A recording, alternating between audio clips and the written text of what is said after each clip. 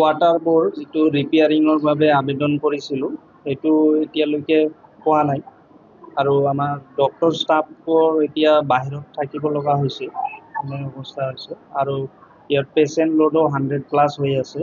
আমি বিচাৰোঁ অলপ আমাক সুবিধা কৰি দিলে এইবোৰ আগন্তুক দিনলৈ আমি আৰু ভালকৈ ছাৰ্ভিচবোৰ প্ৰদান দিব পাৰিম সেইটো আমি বিচাৰিছোঁ। আমি যিটো কমিটিৰ পৰা যিটো ফাণ্ড পাই আছোঁ একদম অলপ বহুত কম পৰিমাণৰ ফাণ্ড এইটো দি যিমান পাৰোঁ আমি এইবোৰ কৰি আছোঁ আৰু আমি আগন্তুক দিনত বিচাৰিছোঁ গভমেণ্টৰ পৰা যিটো আমাক এইবোৰ ব্যৱস্থা কৰি দিয়ে যাতে আমি ভাল কৰি আৰু কৰিব পাৰোঁ কামবোৰ সুকলমে চলি যাব পাৰোঁ এইটো একদম ৰেকৰ্ডেড আছে আমি দি আছোঁ এইটো মান্থলি পেইড কৰি আছোঁ হাউচ ৰেণ্টবোৰ এইটো কিন্তু আমি কোৱাৰ্টাৰবোৰ ইউজ কৰিব পৰা নাই পৰা অৱস্থাত নাই আৰু সেইবোৰ আমি বিচাৰিছোঁ যে সোনকালে এইটো কৰি দিয়ে আমাক এইবোৰ ব্যৱস্থাটো কৰি দিয়ে সেইটো বিষ্ণুপুৰ ৰাজ্যিক চিকিৎসালয় মানে চিকিৎসাত থকাৰ কাৰণে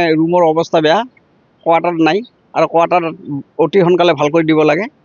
আকৌ ৰাতি পেচেণ্টখিনি লৈ বহুত হাহাকাৰ হয় আৰু ডেলিভাৰী কোনো পদ্ধতি নহয়, ৰাতিহে ডেলিভাৰী আহে।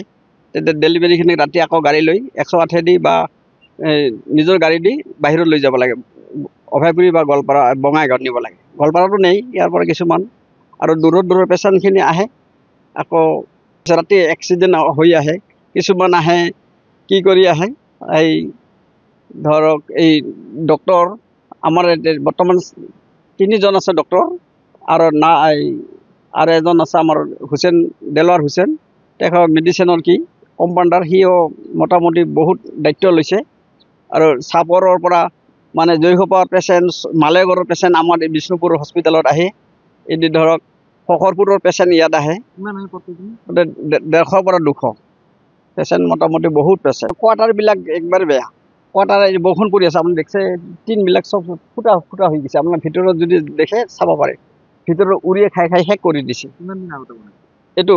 এইটো সজোৱা হৈছে 83 চনত 83ত মাজে অলপ ৰিপেয়াৰিং কৰিছিল, ৰং চং কৰিছিল, এতিয়া আকৌ সেইবিলাক একো অহা নাই।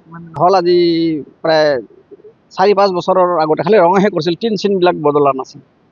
আকৌ ওপৰতে সেই ৰংহে কৰি দিছিল টিনৰ ওপৰতে মানে পুৰা ৰং চং ইয়াত তলত কোৱা বদলি মানে ওপৰত ধুনীয়া দেখিছে ৰং দেখিছে কিন্তু ভিতৰৰ কণ্ডিশ্যন একবাৰে বেয়া, উৰিয়ে একেবাৰে শেষ কৰি দিছে।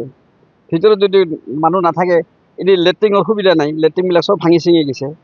আকৌ মানে লেট্ৰিনৰ দৰ্জা চৰ্জাবিলাক ভাঙা, যদি কেতিয়াবা ডক্টৰনীও আহে এইবিলাক ক'ত থাকিব, গুৱাহাটীৰ পৰা আহে ডক্টৰনী, ইফালে ধৰক এই অলপতে এটা আহি গ'ল আৰু এইবিলাক ক'ত থাকিব ইয়াত। বঙাইগাঁৱৰ পৰা আহে কিছুমান ডক্টৰনী, 1 বছৰৰ কাৰণে সিহঁতে আহে, তেওঁলোকৰ কাৰণে বহুত অসুবিধা।